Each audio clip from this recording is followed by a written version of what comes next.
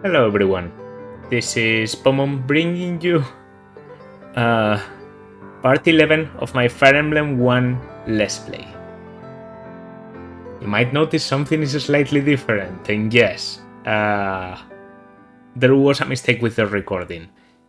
For some reason, I normally, so you know, the way I record chapters of FE1 is on one side I record the game on my capture card, and on the other I record my voice on OBS. I was able to keep my voice, but the capture card only caught the audio of the game, so I have no footage of me playing through the chapter. And yeah, that's kind of a big problem. Especially because this didn't happen only for one chapter, it happened for 2 chapters, and these are pretty relevant chapters. So what I thought I'd do, instead of just, replaying the whole game to reach chapter 11, which I think would be a bit stupid, is instead showing you what I did. So that's what we're going to do today. We're going to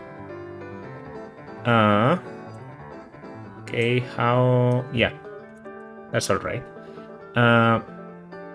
I'm going to be explaining what I did during the chapter and probably picking some pieces of audio to introduce the different parts of the story. So first of all, there was the introduction to the beginning of the plot. Chapter 11, the Northern Market, right? That's how you... Northern Market. With a string of hard-fought battles behind them, Marth and his army finally arrive in Arcanea, Nina's home. Okay, so all this time it wasn't Arcanea. I always thought Arcanea was just the continent. I guess I was wrong. Beyond the mountains lies the bastion of Arcanea that has stood for 1,000 years, the Ageless Palace. Okay. Its golden walls have seen so many treasures stolen and so many of its people lost. Marth and his allies have journeyed far, and now one of their primary goals is in sight.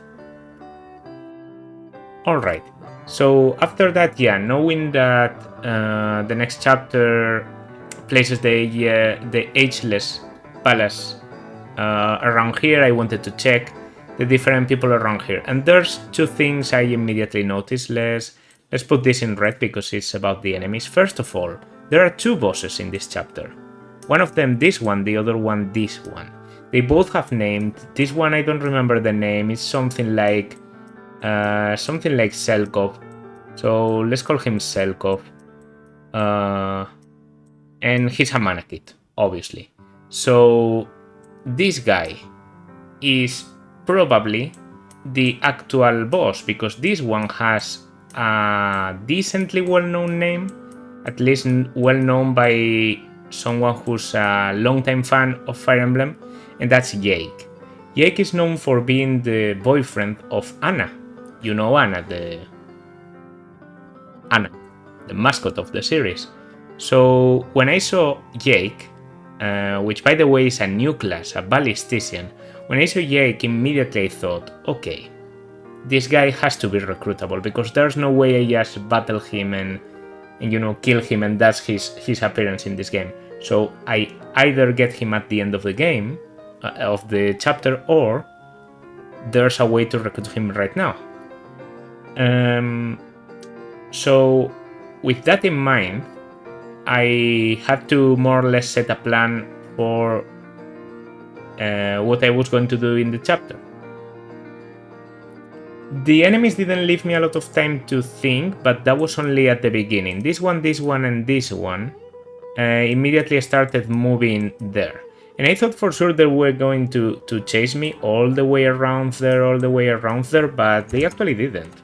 And I don't understand why they moved only for the first turn, but I'm glad it worked that way. What that led to, though, was that I kind of rushed a lot and had a lot of units moving this way. The only actual menace coming for me was actually these two flyers. One of them had a javelin, and the other one had a lance. So they went through the mountains, of course, because they didn't have to worry about this. And my answer was actually to have two of my units, which I'm going to say are, for example, this one and this one, were Gordon and George. I had them wait around in these forest pieces, and while the other units went ahead to this place, the flyers stayed to battle my archers. And of course I did it in a way where I positioned my archer so that the javelin was perfectly in range. One of the flyers suicided against George, the other one got killed by Gordon. It was good experience, and George and Gordon basically did nothing else for the rest of the chapter, so just so you know. Then all of this was mercenaries, but the mercenaries were surprisingly weak. Like this one, and I think also two of them had iron swords. These other two had steel swords, so they were, these three actually, had the steel swords, so they were a bit more menacing, but the iron swords were actually so weak that I simply used Jagen and put him here. No, I actually think it was like I killed this one with someone and I put Jagen here to completely choke.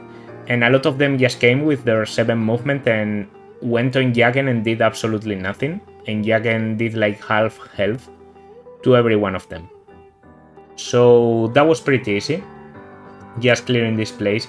And meanwhile, as I was doing this, I was a bit scared of moving my flyers. My flyers, this is a symbol for flyers, right? It's a wing. So I had both of my flyers here, Minerva and Shida, and I was a bit scared of putting them here because of ballisticians being around. Ballisticians traditionally are the type of class that has a lot of range of attack. So even if the bosses didn't move, I expected, the range to be around 10, and around 10 would actually make a lot of sense because I calculated the range, and the range would be just here, So it would explain the shape of the map more or less, because this would be the range combined of the boss plus the guy waiting in here. So I was afraid of moving my flyers in here beyond the mountains, or else they would get sniped by the ballisticians. This actually ended up not being a problem, but I'm getting a bit ahead of myself here. So my flyers were just hovering around, and once I got rid of the mercenaries, with Jagen, with Kane, and also with Abel, I was trying not to feed him a lot because he's strong enough as it is. I took my time to, fumble some of my weapons and do some shopping and visit some of the houses. In one of the houses, I think it was this one, pretty sure, Anna showed up.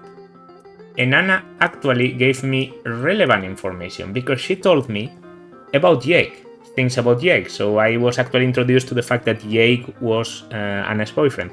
She said that Jake wasn't really doing any of this because he wanted. He would probably be willing to join my side, but I should talk to him with a woman.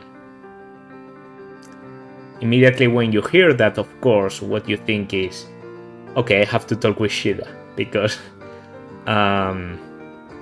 Shida recruits everyone. That's the joke, and I've seen it being more true than not, especially with, Roger basically switching sides because he thought Shida was pretty, Navarre switching sides due to that too, basically, and I'm sure a lot more people to come. So because I was still afraid of getting into the range, I was a bit cautious about how I move my flyers, and meanwhile I had all my cavaliers, which are very fast, come here. As I got closer, I noticed that I wasn't getting attacked by this guy. And ballisticians also don't have a lot of movement, they only have 4 movement. So it was like 1, 2, 3, 4 plus 1, 2. And when I moved in here, he actually attacked. So that's how I learned that ballisticians in this game have only 2 range. They are basically like archer tanks that move very slowly, tank a lot because they have like 14 defense, but hit very hard too because they have their own kind of weapons.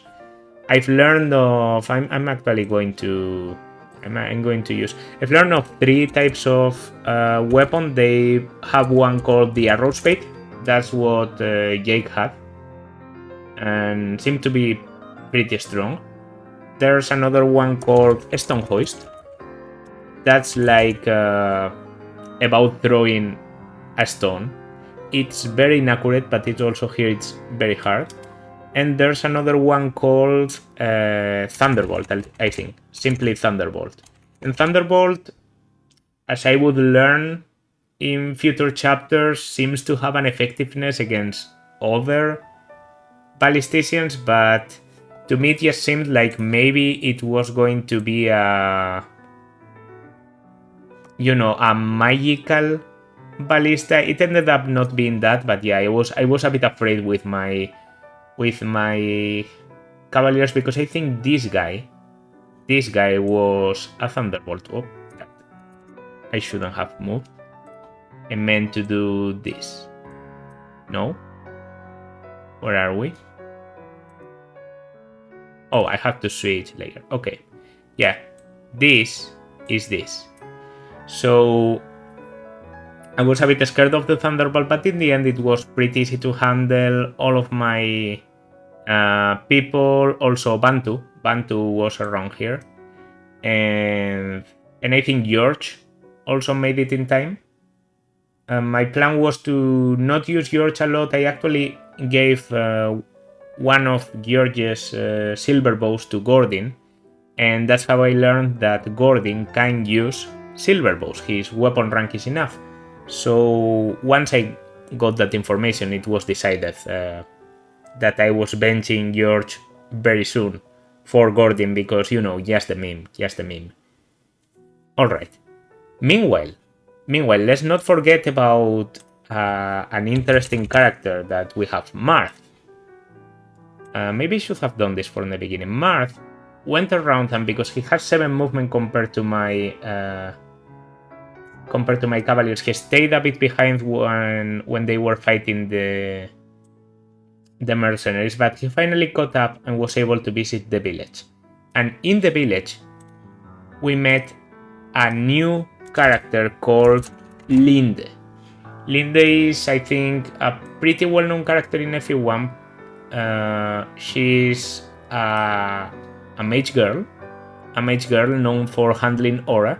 She was mentioned at the end of the previous chapter. She's the daughter of a bishop that was killed by Garneth or something like that. I wish you could see the conversation in here because it was pretty cool how they did it. And basically, instead of Marth just visiting a random village, he comes in here and a guy tries to sell a slave to him. And Marth notices all the slaves that are mostly children staying in the village and gets like, oh, okay, yeah, we're killing you.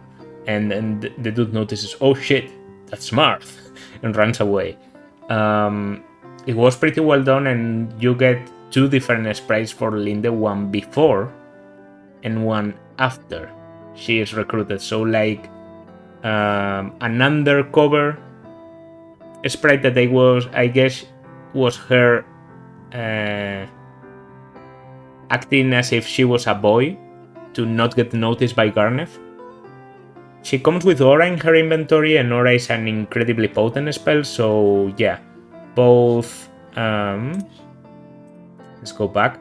Both her and Merrick didn't do a lot for the rest of the chapter, but got to buy lighter and less expensive weapon weaponries to use and not waste Aura and Excalibur, which are their personal spells and seem to be working very well.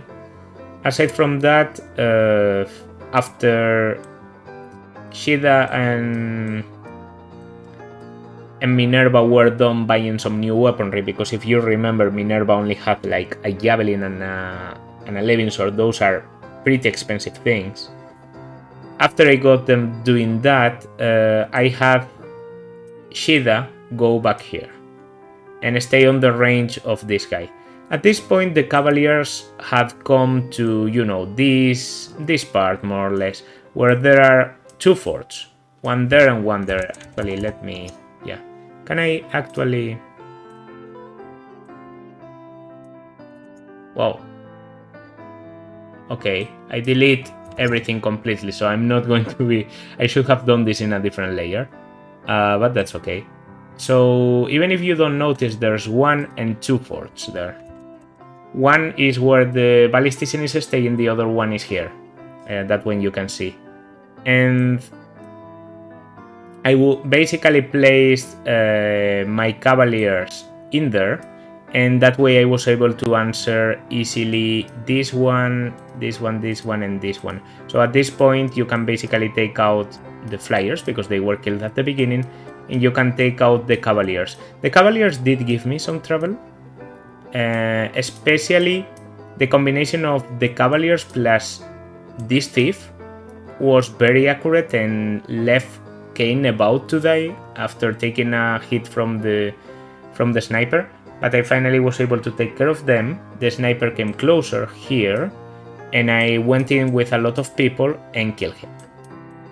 That left only the Selkov Sulbrov dude and both of the Ballisticians. At this point, it was pretty clear. Yeah, the Ballisticians didn't have a lot of range, so I was okay getting closer with my Flyers. But if I talked to Jake, I had to go near him, and that means 2 squares. So if I talked to Jake, I had to make sure I could kill his body before anything else happened.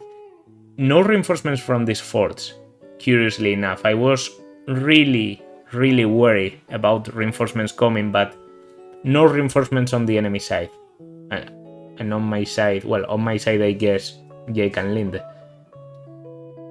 I took like 3-4 turns to approach slowly first to the boss. Bantu was kind of instrumental luring the boss, took 3, dealt 2 times 2 back. Then I came closer with Kane. Wielding the Wormslayer, I missed 1 out of 2 of my Wormslayer hits, which was a problem because I was dealing like 10, so the guy had 15 health left, no mages inside. But in the end I got lucky. I think it was with a critical from a silver sword I had on Able at the time. And yeah, I got this guy destroyed. That only left you, the random one, because this one is in Jake and Jake. So a combination of blows from Jagen attacking from here, Kane attacking from here, and Bantu attacking from here did him in. And then once I saw this, I thought, okay, yeah, that's safe to come. I approached with Minerva because I wanted to test if Minerva was enough, if it could be just any girl. And no, in fact, she couldn't. It had to be Shida. And I finally got closer with Shida. And I talked, and that was basically the end of the map. I guess what I want you to have in mind is that the main things I did in this map were recruiting Linde, recruiting Jake, and handling a lot of the inventories, because the inventories for the next chapter were very different. Also, and this makes me very sad to lose the recording especially, this was decided by me to be Jagen's last chapter. Jagen for a while had been struggling with speed, even if these mercenaries did nothing to him. Yeah, I was starting to see a lot of people, a lot of enemies had around, 10, 11 speed, and Jagen with any weapon got weighted down enough to not double them. Both Abel and Kane were looking better. Harding was too. So yeah, at this point I basically decided I was going to bench Jagen.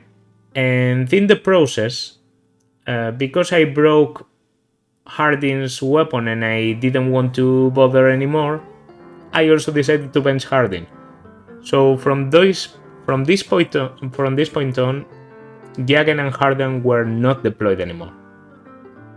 To favor other units relatively new like Minerva.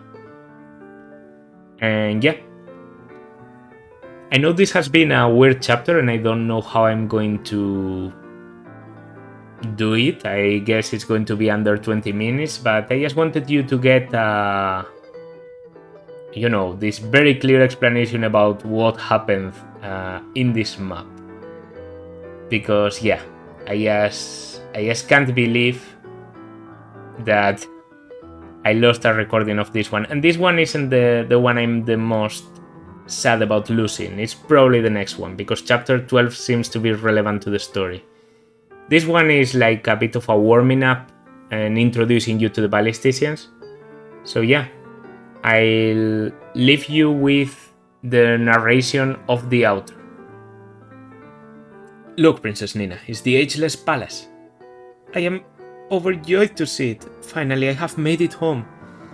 Many of our warriors are still imprisoned within. We must hurry and save them.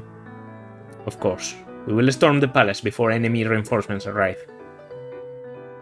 Well, that was chapter 11. I had a great time with this one. I was actually a bit... I'm not going to deny it, I was a bit burned out after the previous one. I think chapter 10 wasn't the best experience, and was it the previous one? Chapter 9, that one also wasn't great for me.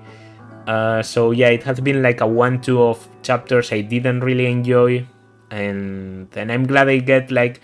This one seems like it's easier, no reinforcements apparently, so a bit of a breather chapter. But yeah, really enjoyed it, and I think these are necessary at times. Now it finally seems like I'm getting my shit together with the items, so yeah. I just need to deploy Julian to take care of the last items I have, pending around, and that will basically be it. Yeah. If you like, then consider liking, subscribing, leaving a comment as always. And yeah, I will see you in the next one. This has been Pomum. Bye.